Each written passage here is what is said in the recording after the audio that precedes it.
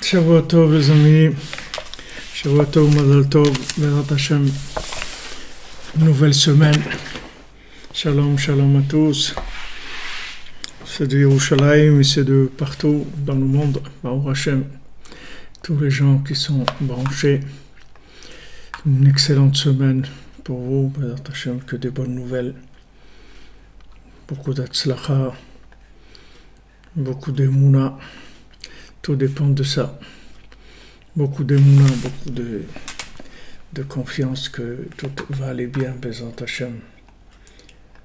Tout va déjà très bien. Ça va être encore beaucoup mieux. Alors, beaucoup de santé pour tous ceux qui ont besoin.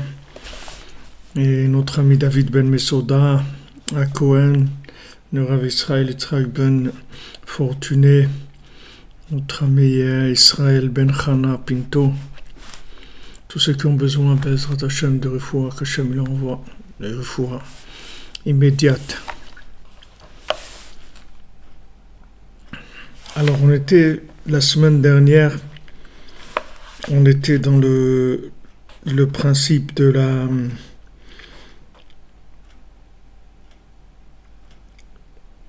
Comment sortir de l'obscurité, c'est-à-dire comment l'obscurité, en fait, c'était la racine de la lumière, et que, en fait, dans Yaakov, il n'y avait pas de possibilité d'aller à droite ni à gauche, c'est-à-dire d'exagérer dans un sens ou dans un autre, parce que Yaakov, ça représentait la lumière quand elle est dans son état d'obscurité, c'est-à-dire au niveau de la recherche uniquement.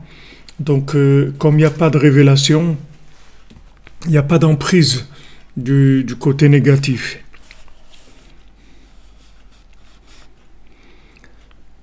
Et donc, Rabbi Nathan nous dit que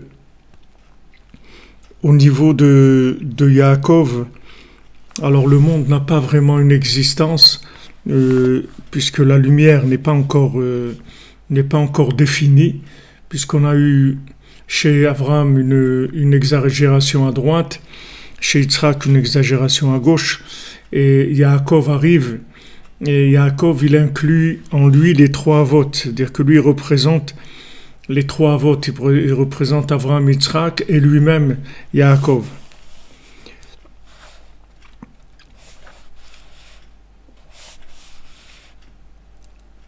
Et c'est comme il est écrit que Yitzhak, Yikarelecha Zara, il est écrit que dans Yitzhak, c'est là où on va te nommer, c'est-à-dire on va donner ta descendance. Et comme nos sages disent dans la Gemara, dans les Darim, que Beitzrak, ça veut dire une partie de Yitzhak et pas tout Yitzhak.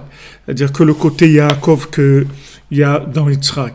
Donc au début, on commence par l'obscurité et ensuite il va y avoir la révélation de la lumière. Vezeprinat vezacharti et briti Yaakov.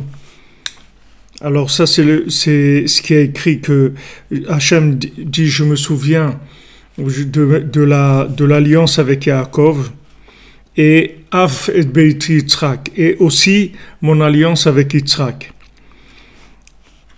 Donc si vous voulez le début de l'alliance il est dans Yaakov, il n'est pas dans Yitzhak.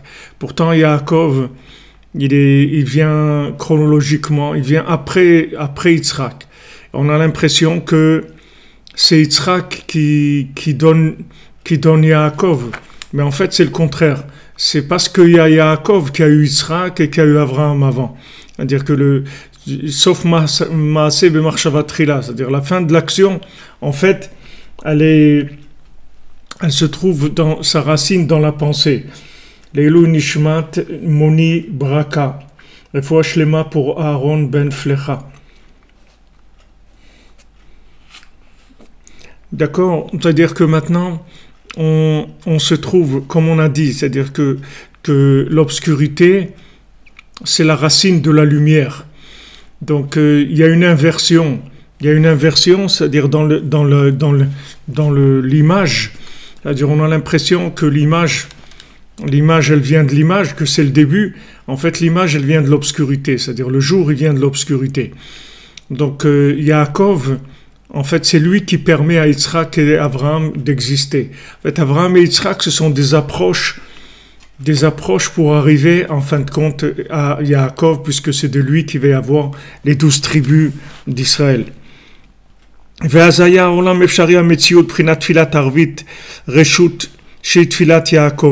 Donc, au moment de Yaakov, le monde se trouve dans une possibilité d'exister ou pas, c'est-à-dire que le monde n'a pas une existence vraiment définitive, puisque c'est Yaakov qui va, par sa recherche, qui va décider de l'existence du monde ou pas. Et là, il n'y a aucune emprise d'aucun côté négatif. C'est-à-dire, il n'y a pas une emprise ni de tirer à droite, ni de tirer à gauche. Il n'y a pas d'exagération dans la bonté, ni dans la rigueur. Mais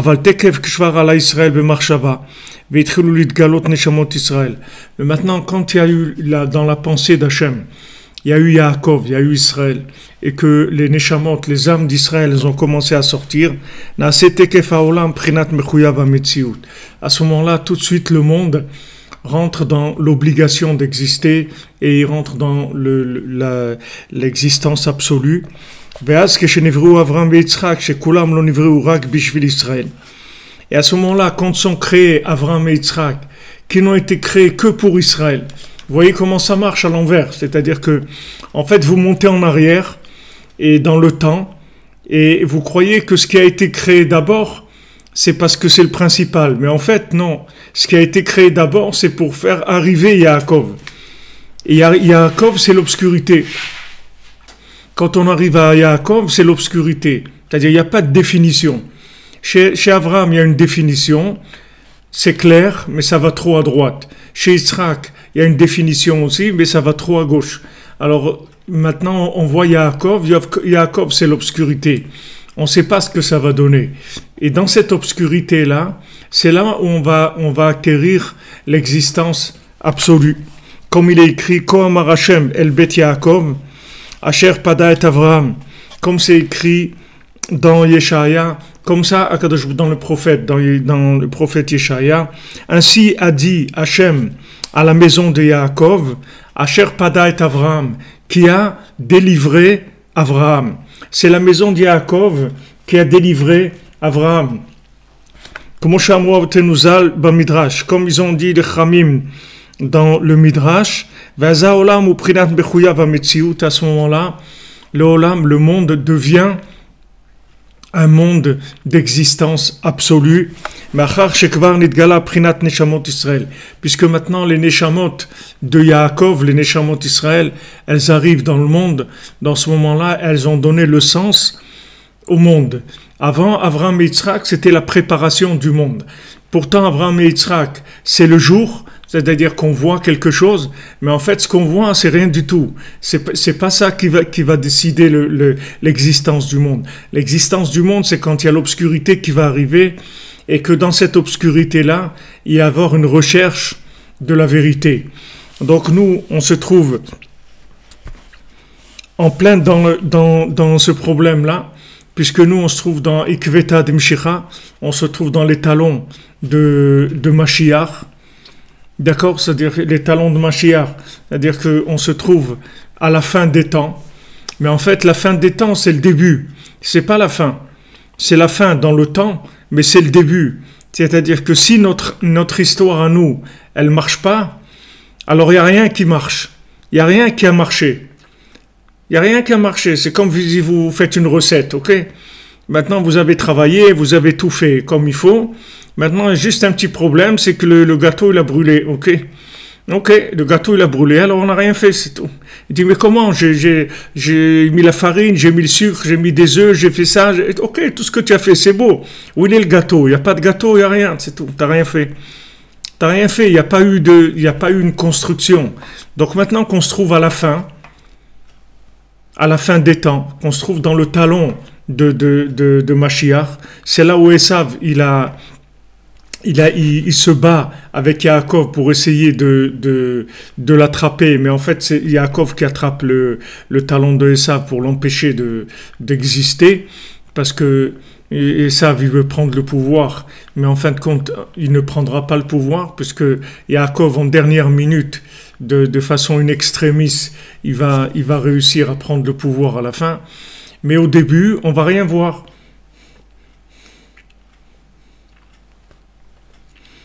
Au début, on va rien voir. Vous pouvez poser des questions. Moi, je regarde de temps en temps. Si ça vient, je peux répondre, Bezrat Hashem. Alors maintenant, si vous voulez, on se trouve à la fin. Mais la fin, c'est le début, puisque maintenant les pieds, c'est la stature de tout. La stature de tout, c'est les pieds. C'est-à-dire, si les pieds ne tiennent pas, sur quoi ça va tenir? Il n'y a rien qui tient. Si on n'arrive pas à tenir sur les pieds, alors il n'y a rien. Alors Rabbeinu, il a raconté les 7 mendiants, mais le 7e mendiant, Rabbeinu ne l'a pas raconté. Le mendiant qui n'avait pas de pied, Rabbeinu ne l'a pas raconté. Il a dit que quand Mashiach viendra, alors on racontera le 7e mendiant. Et le 7e mendiant, c'est celui qui n'avait pas de pied, parce qu'on peut pas le raconter. Les autres, on peut les raconter, et vous voyez que les autres, ils sont tous à l'envers. C'est-à-dire que ceux qui sont dans la perfection, c'est ceux qui ont de l'apparence du défaut. C'est-à-dire celui qui est aveugle, c'est celui qui voit le mieux. Celui qui est sourd, c'est celui qui entend le mieux. Celui qui est muet, c'est celui qui parle le mieux. Celui qui a pas de mains, c'est celui qui a les mains qui agissent dans tout l'univers. Et comme ça, tous les 7 mendiants, ils sont comme ça. C'est-à-dire que dans l'apparence, ils ont le défaut. Quand maintenant, dans l'apparence, ils ont le défaut, en fait, ça veut dire qu'ils sont dans la perfection, puisqu'ils sont dans l'obscurité apparente de la chose, donc ils sont dans la perfection spirituelle de la chose. Et de cette perfection-là, spirituelle, il va découler l'action elle-même. D'accord? C'est-à-dire que maintenant, quand vous voyez, comme on se voit tous aujourd'hui, on a une tendance à se voir faible, à se voir nul, à se voir insignifiant. On a l'impression que les générations d'avant, elles étaient beaucoup mieux que nous, et qu'elles ont fait des choses plus grandes que nous, et que si on n'était pas là, si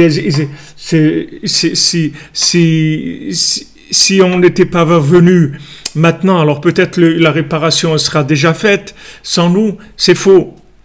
La réparation, elle se fait par les gens qui vont être les derniers. Les derniers, c'est eux qui vont donner le sens aux premiers. S'il n'y a pas les derniers, les premiers, ils n'ont pas de sens. Parce que tous les premiers, c'est juste des tentatives de construction. Mais qui est-ce qui va sceller la construction? C'est celui qui va mettre les fondations. Et les fondations, on va les mettre à la fin. Les fondations, on va les mettre à la fin. Ça paraît bizarre, normalement les fondations, ça se met au début. Mais les fondations, elles étaient au début dans la pensée, mais dans l'action, elles vont se faire à la fin.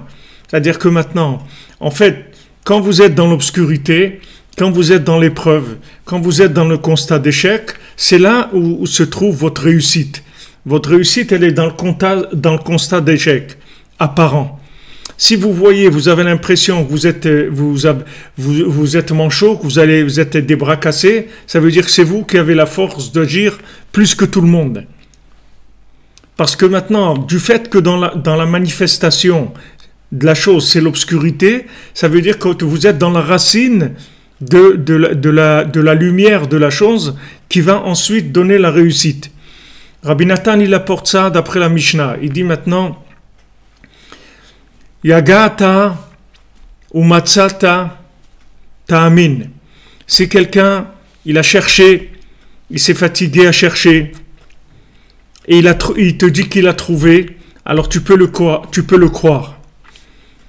Lo Yagata ou Matsata Ta'amin. Quelqu'un qui n'a pas cherché et qui te dit j'ai trouvé, alors tu le crois pas. D'accord? Alors Rabbi Nathan, il pose une question. Il dit, attends, quelqu'un il te dit, j'ai cherché et fais-moi confiance, j'ai trouvé. Mais si tu as trouvé, ça se voit. Pourquoi j'ai besoin de te faire confiance? Si tu dis à quelqu'un, voilà, j'ai perdu mes clés. Ok? Alors quelqu'un il lui dit, oui, fais-moi confiance, je les ai trouvées. Il dit, attends, où elles sont alors les clés? Non, ça va, tu peux me faire confiance, je les ai trouvées. Mais elles sont où les clés? Tu les as trouvées ou tu les as pas trouvées? Si tu les as trouvées, ça doit se voir. Si ça se voit pas, c'est que tu les as pas trouvées. Alors Rabbi Nathan dit non. Quelqu'un qui cherche, c'est sûr qu'il a trouvé. Mais ça se voit pas, c'est tout. Et quelqu'un qui cherche pas, même si tu as l'impression qu'il a trouvé, ne le crois pas. Il n'a rien trouvé du tout. Il n'a rien trouvé. Tu crois qu'il a trouvé, il n'a rien trouvé. Il a trouvé de la paille, il n'a rien trouvé. Ça va tout disparaître. Il n'a rien trouvé du tout. Celui qui a cherché, tu peux être sûr qu'il a trouvé. Yaakov, il vient dans l'obscurité. Yaakov, il vient, il instaure la prière de Harvit. Et la prière de Harvit, la prière de la nuit, elle est facultative. Pourquoi elle est facultative? Parce qu'elle dépend du vouloir de la personne. Parce que là, on n'est plus dans le cinéma, là. Si tu veux, on est d'accord, et si tu veux pas, c'est pas la peine que tu commences. Ça nous intéresse pas. Non, mais voilà, j'ai fait des choses et tout, ça nous intéresse pas. D'abord, on veut savoir, est-ce que tu veux? Comment on va vérifier si tu veux, si tu es capable de chercher dans l'obscurité? Est-ce que maintenant, quand ça va pas, tu restes avec moi ou tu t'en vas? Si tu restes avec moi quand ça va pas, ça veut dire que tu m'aimes. Et si tu restes pas avec moi quand ça va pas, ça veut dire que tu m'aimes pas, c'est tout. Non, mais moi je t'aime et tout. Non, tu m'aimes quand ça marche. Quand ça marche pas, tu m'aimes pas. Donc ça veut dire que t'es pas avec moi. Donc Hachem maintenant, il va tester les gens qui veulent et les gens qui veulent pas. Comment il va tester? Il va tester avec la Emouna. Il va dire maintenant, est-ce que maintenant vous êtes avec moi ou pas? Alors on va dire Hachem, oui, on est avec toi. Ok. Alors voyons voir comment vous vous comportez. Alors on dit mais nous on voit rien. On aimerait voir quelque chose, un petit peu de lumière. Il dit non. Pour l'instant, il n'y a pas de lumière. C'est l'obscurité. Il dit mais quand est-ce qu'on verra la lumière? Pour l'instant, il n'y a pas de lumière. Pour l'instant, on cherche, c'est tout. On veut voir si tu es sincère, si tu cherches. Si tu cherches, Alors, et pas de problème. Tu as trouvé déjà. Ah, mais maintenant, je vois pas que j'ai trouvé, c'est pas important. Que tu vois pas que tu as trouvé. C'est pas ça qui compte. Il y a des gens, ils se découragent, ils disent ouais, mais quand même c'est dur et tout, de tout le temps d'échouer, d'avoir des problèmes, de la parnassa, des problèmes de santé, des problèmes de se marier, des problèmes de tout. Il y a plein de problèmes, ok. Il y a plein de problèmes, ok, mais on reste là, on est là, on s'en va pas. On dépose pas le bilan, on va pas, on rentre pas, on devient pas chômeur, on va pas au chômage. Pourquoi? Parce que on a la émouna que c'est comme ça que les choses se font. Alors maintenant, kol mitzvotecha émouna. Rabbi Nachman il dit toutes les mitzvot. C'est Rabbi Nachman il rapporte ça, c'est les Chachamim qui disent. Non, ça ils disent dans le Talmud. Kol mitzvotecha émouna. Toutes les mitzvot c'est de la émouna. On dit, mais comment toutes les mitzvot, c'est de la émouna? Mais les mitzvot, on voit que c'est des choses qui sont concrètes. On dit, mais ces choses concrètes, elles n'ont de valeur que quand la personne... En fait, quand est-ce que vous validez vos actions? C'est quand vous passez par l'obscurité, par la non-action de l'action. C'est-à-dire, quand vous essayez de faire l'action et vous n'arrivez pas, c'est là où vous validez le jour où vous avez fait l'action. Parce que si maintenant vous faites l'action quand ça marche, mais tout le monde est d'accord. Pas de problème. Tout le monde est d'accord. Si quelqu'un maintenant ça marche, c'est Avraham et Yitzhak, il y a quelque chose. Alors pas de problème. Mais Yaakov, black is black, il n'y a plus d'espoir. Rien. On voit rien. C'est l'obscurité. Alors maintenant voyons voir dans l'obscurité c'est ta réaction. Si maintenant, dans l'obscurité, tu restes avec moi, ça veut dire que tu es vraiment lié. Ah, maintenant, dans l'obscurité, tu t'es parti. Dès qu'il a fait obscur, tu as dit, écoutez, avancez, je vous rejoins. Alors, ok. Alors, ça veut dire que tu étais là pour la réussite. Tu n'étais pas là pour être avec moi. Hachem, il veut qu'on soit avec lui et qu'on l'aime sans réussite du tout. Hachem, il veut qu'on l'aime parce qu'on l'aime, c'est tout. Pas par la réussite. Comme on dit, une ahava, un amour qui dépend pas de quelque chose. Un amour qui dépend de l'amour, c'est tout. Comme le Baal Shem Tov, on lui annonce qu'il a perdu son Olam Haba. Alors il est content, le Baal Shem Tov. Il a perdu son monde futur. Il est content, il fait un repas, il fait la fête.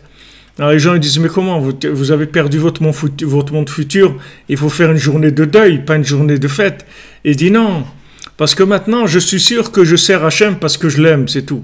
Puisque maintenant je sais que j'ai plus de salaire, donc je suis tranquille. Avant le salaire c'est quelque chose qui me dérangeait toujours. Maintenant je sais que j'ai plus de monde futur, donc je suis tranquille, je suis bien. Alors après on lui a rendu le monde futur, on dit non, on ne te l'a pas enlevé, en fait on te le laisse. On te laisse ton monde futur, il n'y a pas de problème. C'est-à-dire que maintenant, ça marche à l'envers.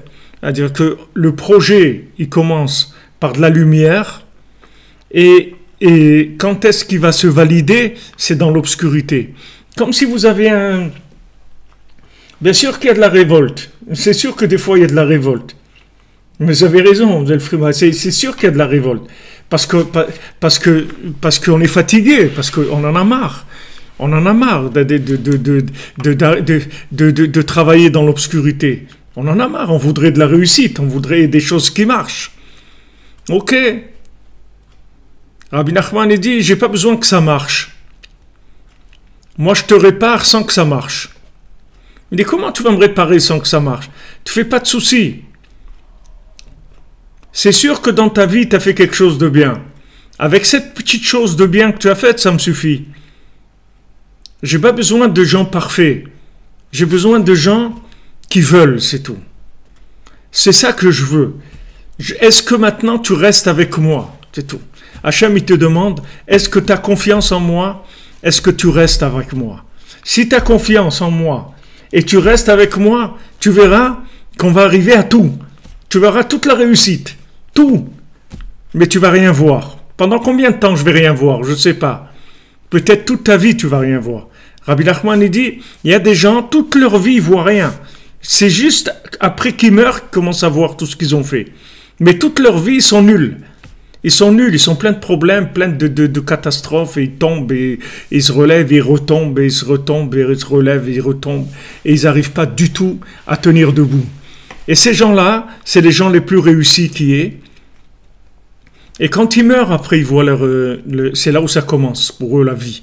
Mais dans ce monde-là, c'était une vie de souffrance, une vie d'obscurité, une vie de recherche, et dans l'obscurité totale. C'est très dur, mais il faut se préparer à ça, parce que si vous n'êtes pas prêt à ça, ça ne va pas marcher. Ça ne va pas marcher. Si vous attendez la réussite d'après Esav, ça ne va pas marcher. Parce que la réussite de Esav, ce n'est pas une réussite, c'est de la paille. C'est un château de paille, ça ne vaut rien du tout. Ça va se brûler, ça va disparaître complètement. Vous voulez une réussite de quoi? Une réussite dans le temps?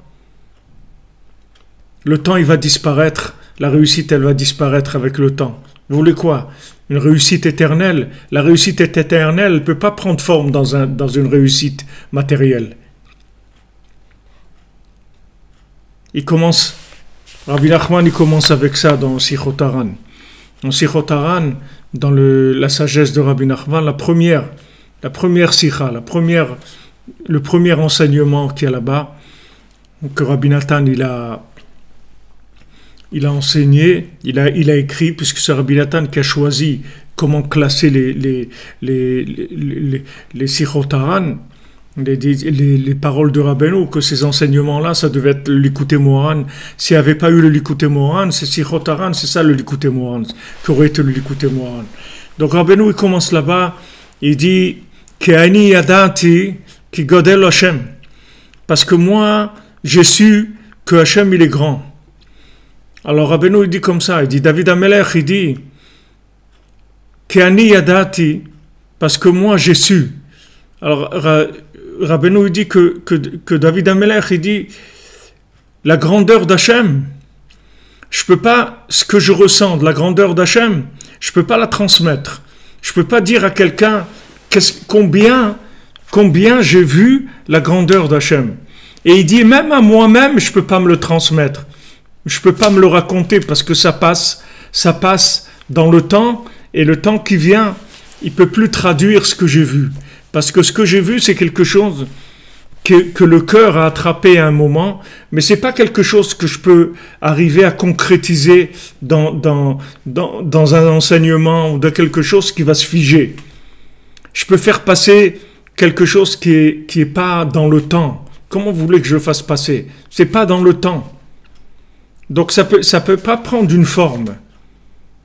Alors Rabbeinu, il dit ça là-bas dans cette sikha, il dit que maintenant, la grandeur d'Hachem, elle est Kefouma de Meshaer Velibé, il ramène le Zohar, il dit Kol Chad Kefouma de Meshaer Velibé. Chacun, comment il est arrivé à mesurer dans son cœur. Il rapporte le Zohar qui dit que la femme virtueuse, on dit Noda Basharim Baala, que son mari, il est connu dans les portes. Alors, dans les portes, on dit Sheharim, c'est Shiurim, c'est-à-dire des mesures. C'est-à-dire que dans le cœur, le cœur, il connaît des mesures de la divinité, mais c'est quelque chose qui est au-dessus du temps, au-dessus de l'espace. Donc, ça tient pas. C'est-à-dire que la personne, elle a vu quelque chose, elle a ressenti quelque chose très très fort, et c'est passé. Et maintenant qu'elle a avancé, cette chose-là, elle peut même pas se la raconter à elle-même, parce que c'est une vision qui était une vision dans le temps, qui n'était pas palpable dans la notion de temps. C'est le cœur. Le cœur, il arrive à capter des choses infinies, donc il a capté une présence divine très très forte à un moment. Mais il ne peut pas la traduire dans le temps. Très difficile de la traduire dans le temps. Donc maintenant, quand on se trouve dans la fin des temps, c'est-à-dire là où il y a beaucoup d'obscurité, en fait, cette obscurité-là, elle est là parce qu'il y a énormément de lumière. C'est une lumière qui est tellement forte, qui est tellement infinie, qu'elle ne peut pas se manifester dans la lumière. C'est une lumière qui n'a pas de vêtements, si vous voulez. Comme l'aveugle. Il voit tellement qu'il est aveugle. Parce qu'il peut pas avoir, quand vous le voyez, vous pouvez pas voir ses yeux. Parce que c'est pas des yeux c'est des yeux sans vêtements des yeux. C'est les yeux, mais sans les vêtements des yeux. Donc vous pouvez pas vous rendre compte qu'il voit. Mais en fait, il voit tout. Il voit tout. Il peut voir au bout de la terre, il peut voir dans l'autre monde, il peut voir partout. Parce que, justement, il a des yeux sans vêtements. Il a la lumière de l'œil. Mais il n'a pas l'œil. Physiquement, il marche pas. Mais ça gêne pas. Du tout. Parce qu'il voit mieux que quelqu'un qui a des yeux. Nous, on est exactement dans cette situation-là. C'est-à-dire que nous, on a tout qui marche à la perfection. C'est tellement parfait que ça ne marche pas dans la réalité. Dans la réalité, ça n'arrive pas à marcher.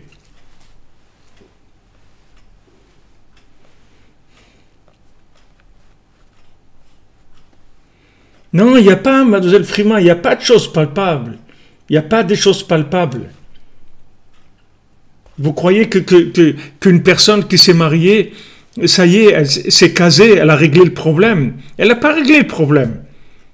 Regardez les problèmes qu'il y a des gens qui sont mariés, regardez les problèmes qu'ils ont. Regardez combien de gens aujourd'hui vous trouvez qui ont divorcé 2 ou 3 fois. Combien de gens qu'il y a comme ça, ça court les rues. Il y a beaucoup de gens comme ça. Ou qui sont divorcés, qui ont divorcé 2 fois ou 3 fois. C'est courant. Vous croyez que ça y est, la personne s'est mariée. Il n'y a rien, il n'y a pas quelque chose qui tient. Ce qui tient, c'est la recherche permanente. Tant que vous cherchez, ça tient. Si vous ne cherchez plus, ça ne tient plus. Tant que vous cherchez, la chose, elle marche. Si maintenant vous ne cherchez plus, ça ne marche plus, c'est fini. C'est dans l'obscurité que la chose, elle se fait. Ce n'est pas dans la réalité. Il y a des gens qui ont une réalité. C'est proportionnel, si vous voulez. C'est-à-dire que vous pouvez avoir 10% de réussite avec 90% de recherche. Il y a des gens qui ont 90% de réussite avec 10% de recherche. Mais ça vaut rien. C'est-à-dire par rapport à ce que Hachem il attend de nous. Hachem il attend pas de nous de la réussite. Hachem il attend de nous qu'on ait confiance en lui. C'est tout. C'est ça qu'il attend de nous. Vous parlez de mariage, des gens qui n'arrivent pas à se marier. Et la Shoah, ces millions de gens qui sont partis comme ça. Qu'est-ce que vous allez dire? C'est la manifestation de l'amour d'Hachem, ça? 6 millions de gens qui sont morts dans des conditions atroces. Qu'est-ce que ça veut dire? Ça veut dire quoi, ça? On sait rien. On sait rien. Ah, je vois que le côté extérieur, il est catastrophique. Alors des gens, ils ne peuvent pas supporter. Il faut qu'ils mettent des vêtements sur les choses. Ah non, ouais, parce qu'il y avait des gens méchants, il y avait les nazis, il y a des gens, il y a les terroristes, il y a ça. Les gens, il faut qu'ils mettent des vêtements sur les choses. Voilà, ce matin, je sais pas, hier, je sais pas dans quel pays, il y a eu un tsunami, il y a déjà 200 personnes qui sont mortes. Qu'est-ce qu'il y a eu? Rien du tout, une vague, elle est venue, elle a ramassé des gens, ok? Alors sur qui ils vont mettre la faute maintenant?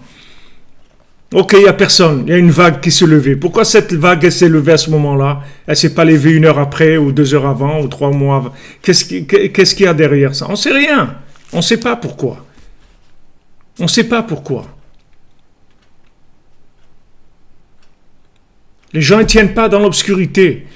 Les gens, ils sont mariés.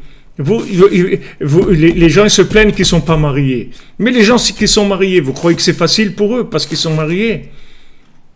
Vous savez quelle obscurité ils traversent, les gens? Quelle crise ils traversent? C'est des crises d'obscurité terribles. Si dans cette obscurité, ils ne s'attachent pas à la racine de la chose, mais ça ne tient pas, ça ne va pas tenir.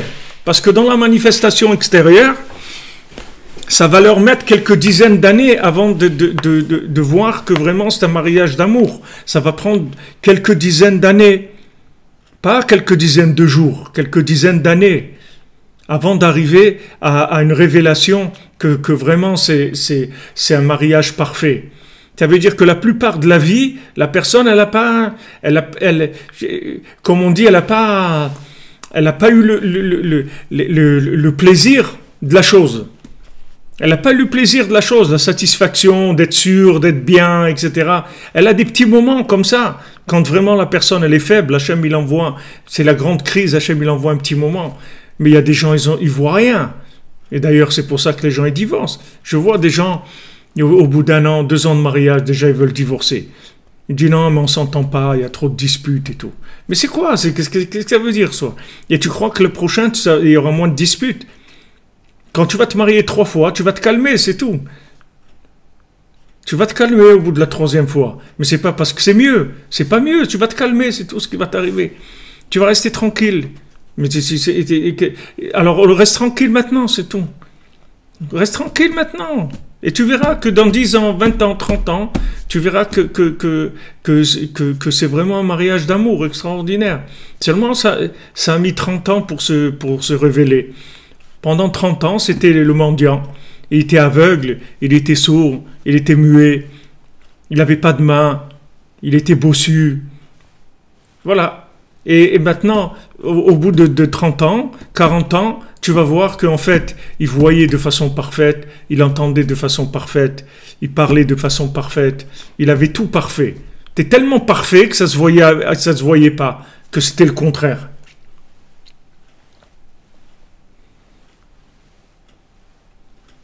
Ki beti betefila ikare le kol ha'amim. Yaakov Avinu, il a fait de la prière une maison. Bait. C'est Yaakov qui a fait de la prière une maison. Abraham, il a fait de la prière Har, une montagne. La montagne. C'est-à-dire que à l'époque d'Abraham Avinu, si tu voulais rentrer dans la prière, c'était la montagne. Il fallait que tu ailles dans la montagne, tu sortes complètement de la société. À l'époque de Yitzhak, Vayetse Yitzhak la soir Bassadeh, Yitzhak qui sort dans le champ. Si tu voulais prier, c'est dans le champ. Yaakov, il vient, il amène la notion de la prière dans la maison. C'est-à-dire qu'il fait de la prière une maison, que tu vas vivre dans la prière. Tu vas habiter dans la prière. N'habite pas dans la réussite, habite dans la prière. Au lieu d'habiter dans la tour de Trump, habite dans la prière. Va vivre dans la prière. Habite dans la Hitbodedut, habite dans le Likutei Tfilot, habite dans les psaumes, habite dans la prière. Voilà où tu vas habiter. Tu vas faire de ta maison, que ta maison c'est la prière. Ki beti, Hachem dit, ma maison, Bet Tefila, c'est une maison de prière, les Kol Ha'amim, pour toutes les nations. Tu veux me construire une maison, Hachem lui dit, rentre dans la prière. Rentre dedans, vis dedans. Va vivre dans la prière. Les gens, ils veulent vivre dans la maison de Trump, dans la tour de Trump. Mais la tour de Trump, c'est de la paille. Tu comprends pas, c'est de la paille. C'est pas quelque chose qui a une existence éternelle. Tu veux une existence éternelle, habite dans une maison de prière. Quand tu as quelque chose à faire, fais-le avec de la prière. Tu veux résoudre quelque chose, résous-le avec la prière. Tout ce que tu veux, fais-le avec la prière. Habite dans la prière. Construis-toi une maison de prière. Hachem, il te dit, ma maison, c'est une maison de prière. Tu veux vivre avec moi, Hachem, il te dit. Tu veux être avec moi. Tu veux vivre avec moi. Vis dans la prière. Rabbi Nathan, il dit, le Likutei Tfilot, c'est la 50e porte.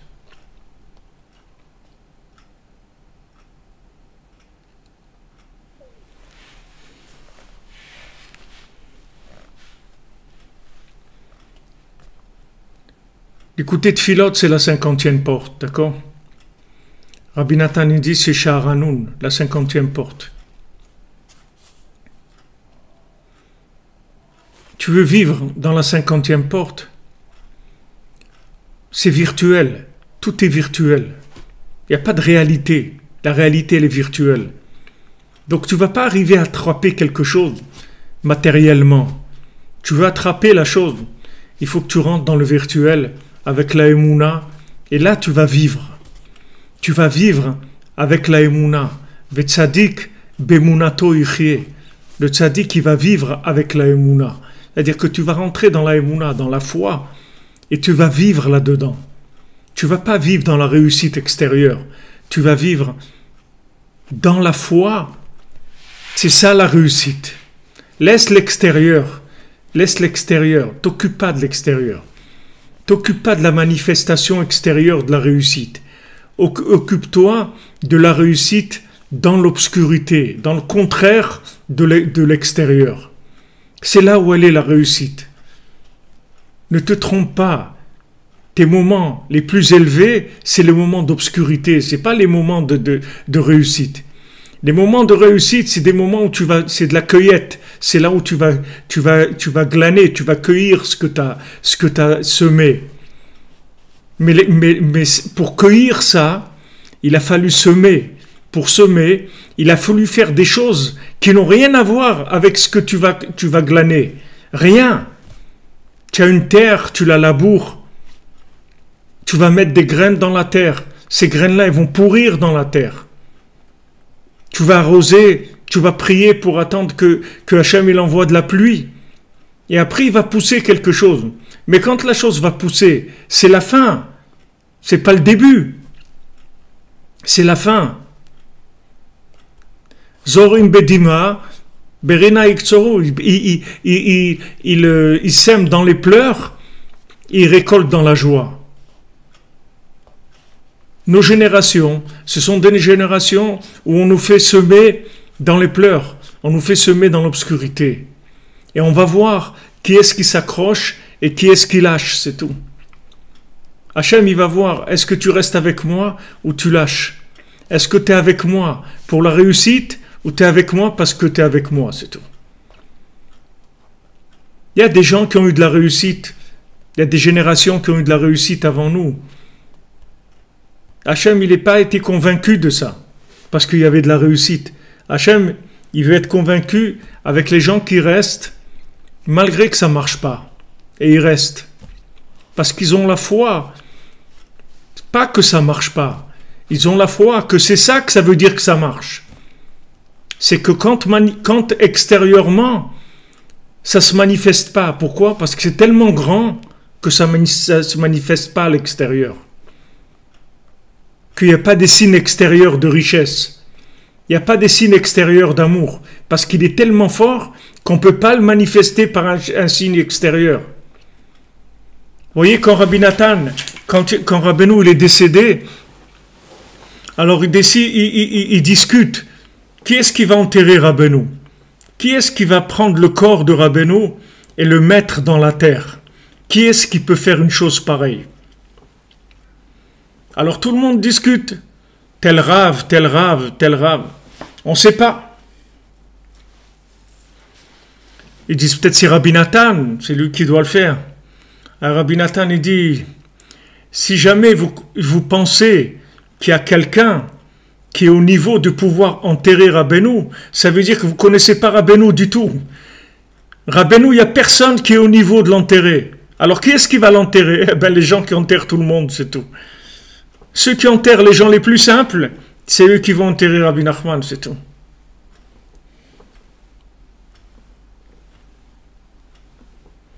C'est tout. Mais comment? Parce que si tu fais simple, dans la simplicité, il y a la perfection aussi. Parce que quand tu fais simple, ça veut dire que tu as accepté que tu n'as rien compris. Celui qui dit non, moi je suis apte à enterrer Rabbi Nachman, alors ça veut dire qu'il croit qu'il a compris quelque chose à Rabbi Nachman, que lui, il a compris quelque chose de Rabbi Nachman. Mais il n'a rien compris. Rabbi Nathan aussi te dit, moi non plus, j'ai rien compris. Et il n'y a personne qui a rien compris. Alors qu'est-ce qu'on fait? Simple. Qui est-ce qui fait ça d'habitude? Cet homme-là, alors voilà, celui qui fait pour tout le monde, il fait aussi pour Rabbi Nachman, c'est tout. Donc tu simplifies, tu vas vers le simple. Pourquoi? Parce que dans la simplicité, il y a la perfection. Parce que la simplicité, c'est la perfection par rapport à l'infini. C'est la seule chose qui peut capter l'infini, c'est la simplicité. Dès que tu commences à compliquer, ça veut dire que tu crois que tu as compris quelque chose. La simplicité, c'est la seule chose qui peut habiter l'infini. L'infini, il peut vivre que dans la simplicité, il ne peut pas vivre dans la complication. Dès que tu commences à compliquer, ça veut dire que tu crois que tu as compris quelque chose, tu commences à édifier sur des connaissances, sur des acquis, ça y est, tu vas vers la destruction, tu ne vas pas vers la construction. Tu veux construire dans la simplicité. Tout simple. Dans la simplicité, tu as la perfection. Donc maintenant, vous voyez que ça ne marche pas extérieurement. Ne regardez pas que ça ne marche pas extérieurement. Regardez la présence qu'il y a. Vous avez l'impression qu'aujourd'hui, des tzadikim, ils ne sont pas avec nous. Vous avez l'impression que les grands tzadikim, ils ne sont pas là. Que Rabbi Shimon Bar Yochai, il n'est pas là. Que le Baal Shem Tov, il n'est pas là. Que Rabbi Nachman, il n'est pas là. Rabbi Nachman, il dit, je suis avec vous, je ne pars pas. Je reste avec vous. Où tu es? Il te dit, cherche-moi. Il faut me chercher, c'est tout. Si tu me cherches, tu vas voir que je suis là. Et si tu ne me cherches pas, je ne suis pas là.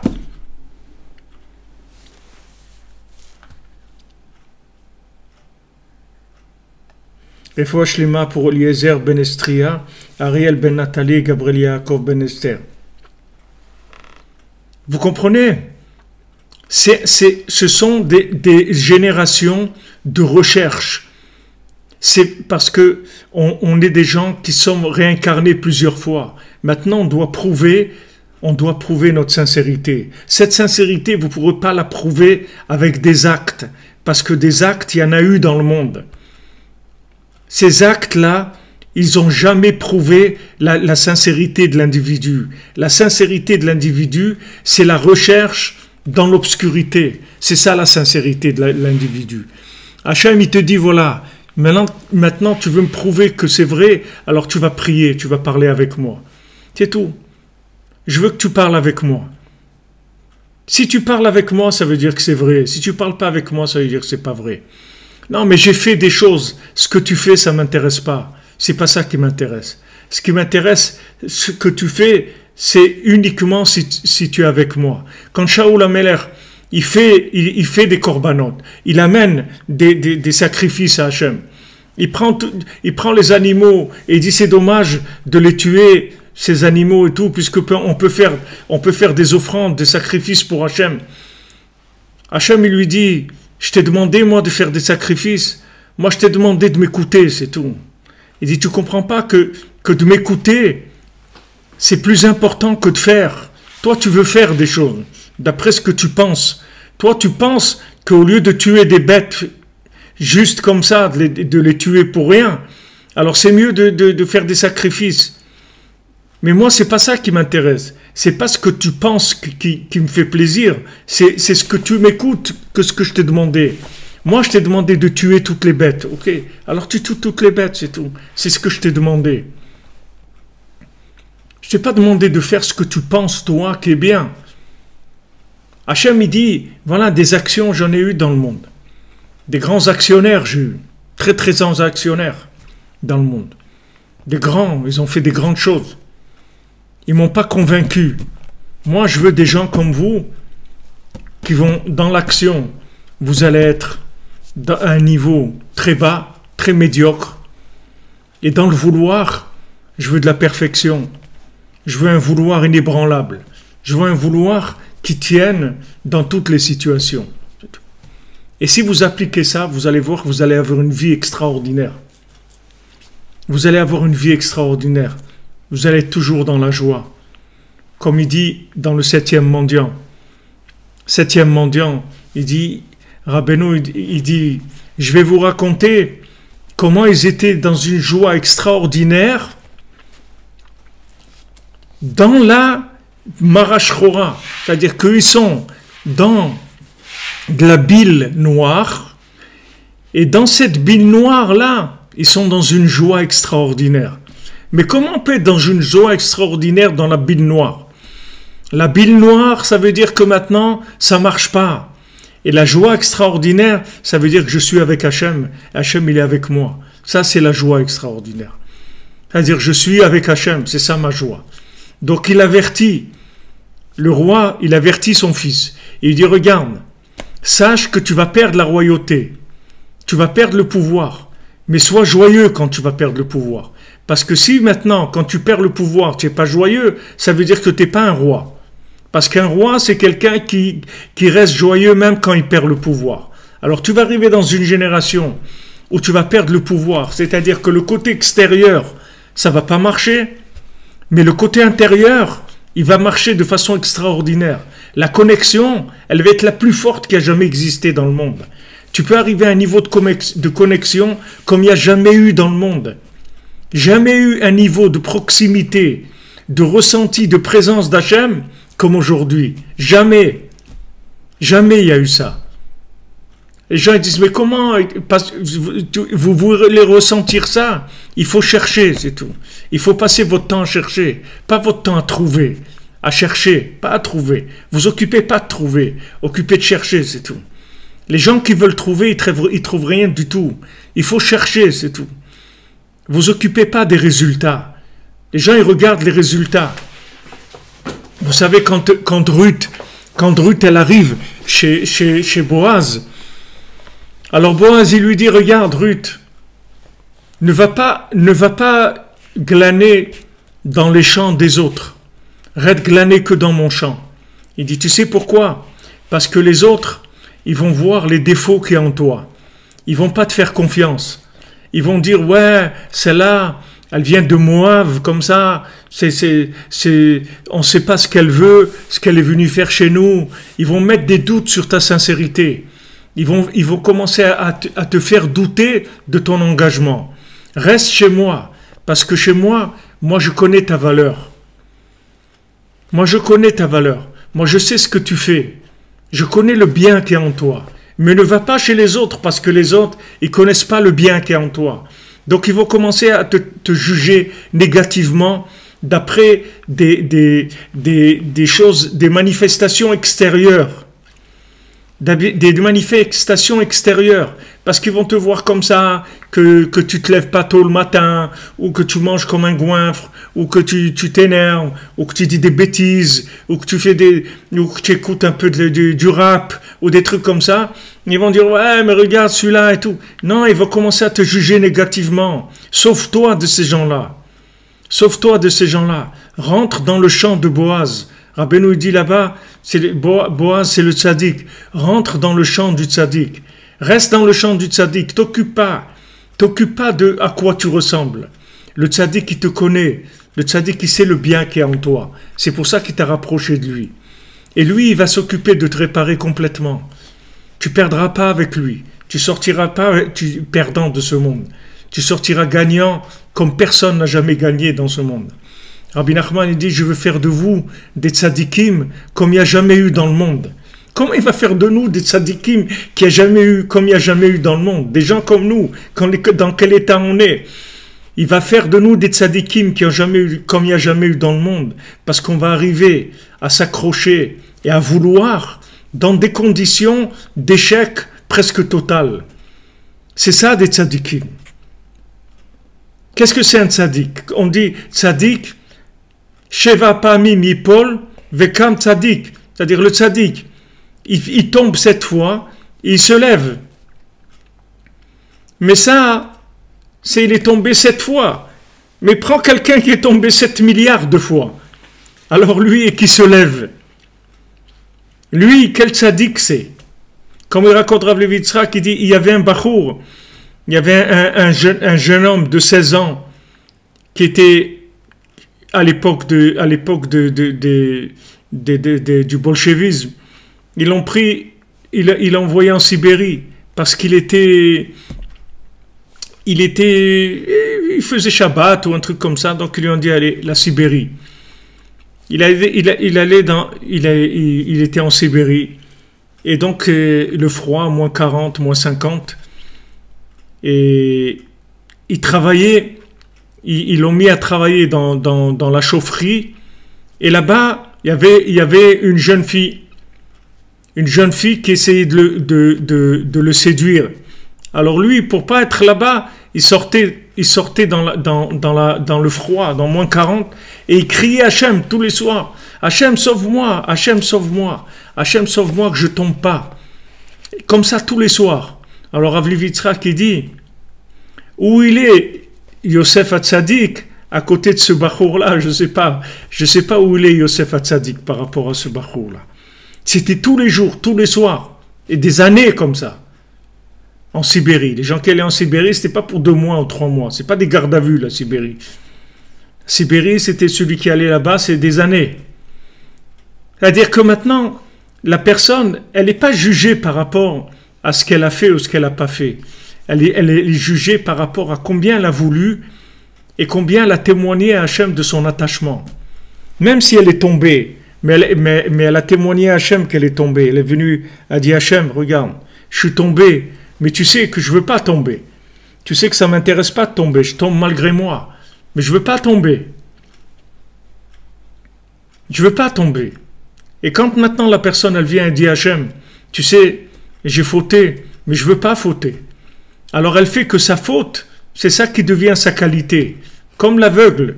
Il aveugle, c'est ça qui devient sa vue. À travers le fait qu'il est aveugle, il va voir plus que quelqu'un qui a des yeux.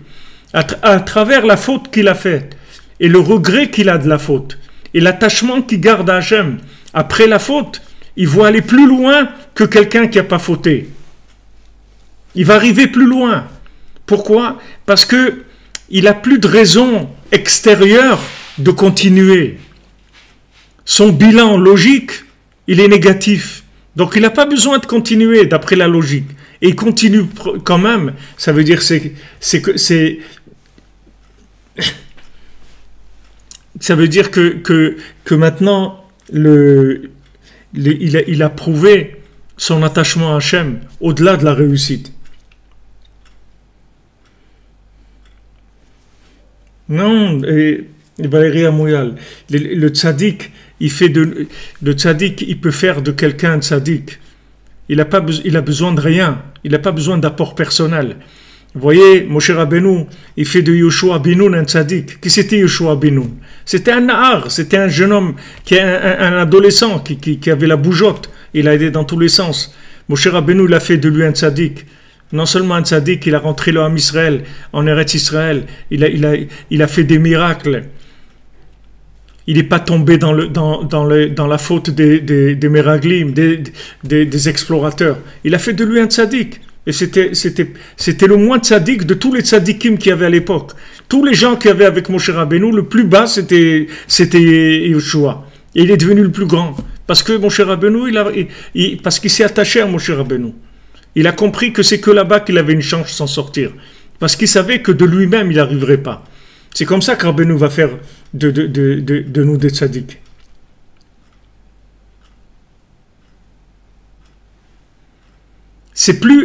C'est-à-dire qu'aujourd'hui, vous avez que la foi dans Hachem, la foi dans le tzaddik et la foi dans vous-même. C'est que cette foi qui va vous donner la réussite. Sinon, si vous n'avez pas la foi, vous ne réussirez pas. Parce que la réussite dans les signes extérieurs, ça va être une catastrophe la plupart du temps. De temps en temps, Hachem y jette quelques miettes comme ça. Mais la plupart du temps, c'est pas une réussite. On tombe sans arrêt. Seulement, on va voir combien la personne elle est capable de se relever, de recommencer, d'essayer. J'ai essayé 100 fois, essaye 101 fois. J'ai essayé 1000 fois, essaye 1001 fois. J'ai essayé 10 000 fois, essaye 10 001 fois. Essaye encore, essaye. Parce que tant que tu essayes, ça veut dire que tu y tiens.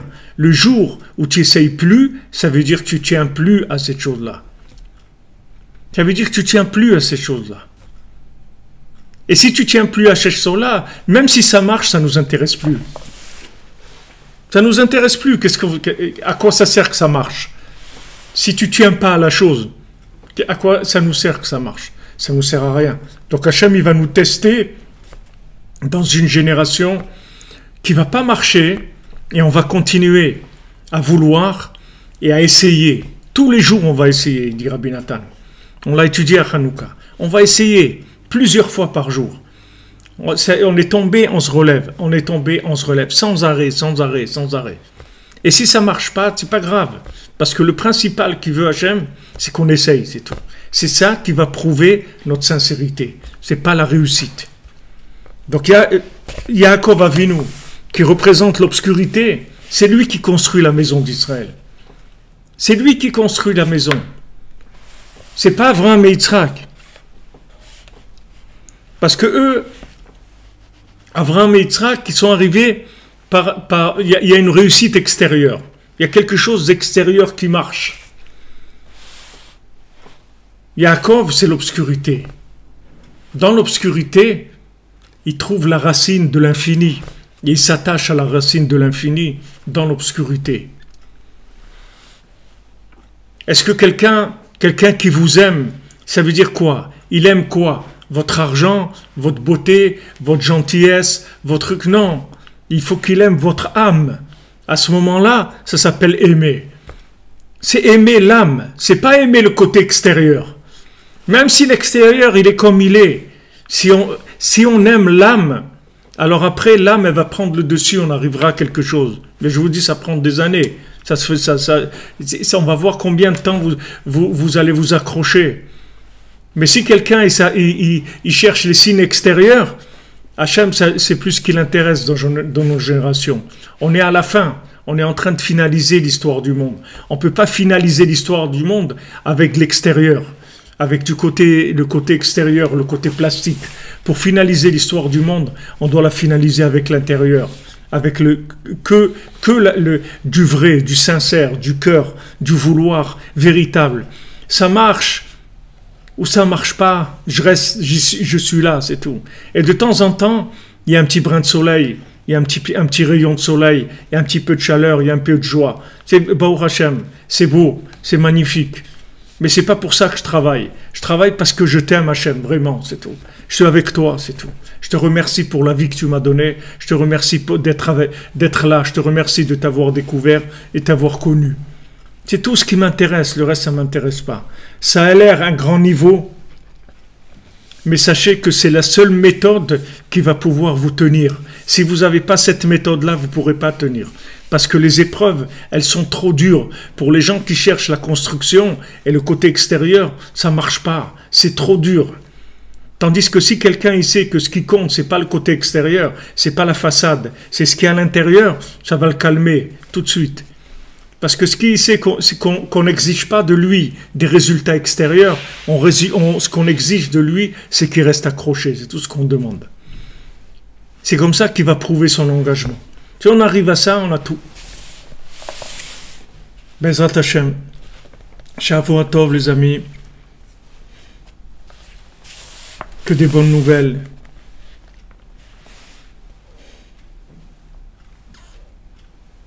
Que des bonnes nouvelles, Bezrat Hashem. Sachez qu'on est sur les chemins de la réparation totale. Les enseignements de Rabbeinu, c'est la réparation totale, c'est la perfection. Rabbi Nachman, il a dit, il n'y a pas, après moi, il n'y a rien. Il dit, quand j'ai terminé, je vais terminer. C'est-à-dire que il n'y a plus rien après. Une fois qu'on a ça, c'est fini. On est complètement protégé contre le mal. Le mal, c'est de lâcher, c'est tout. C'est ça le mal. C'est pas de pas réussir. On va pas nous dire est-ce que tu as réussi ou pas. On va dire combien tu as voulu, combien tu es resté accroché malgré tous tes échecs. Batzlacha, les amis, Shavua Tov. Que des très bonnes nouvelles, Bezrat Hashem, pour vous, pour tout le monde. De la santé, dans tous les domaines, que de la réussite qui vient du vouloir. Que Hachem il ait pitié de nous, qu'il nous fasse cadeau ce dont on a besoin, de manière à ce qu'on sache que c'est des cadeaux qu'on n'a rien mérité, mais de temps en temps qu'il nous fasse un cadeau parce qu'on a besoin. Be'atzlacha, qu'il y a des bonnes nouvelles. Et on continue, on se voit demain, Bezrat Hashem.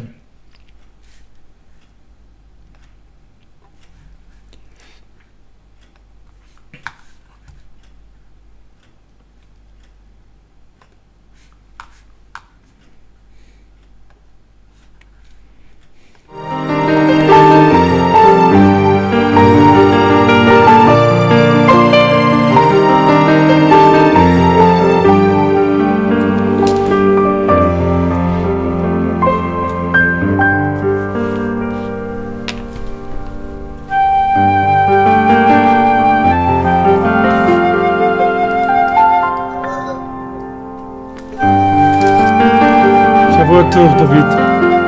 Que des bonnes nouvelles, Bezat Hashem. Que des bonnes choses. Amen, amen.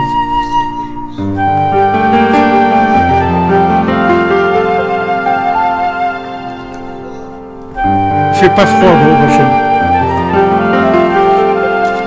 C'est remonté, il fait 1 degré ou 2 degrés. Pas très froid. Baruch Hashem. Shavua Tov. À bientôt.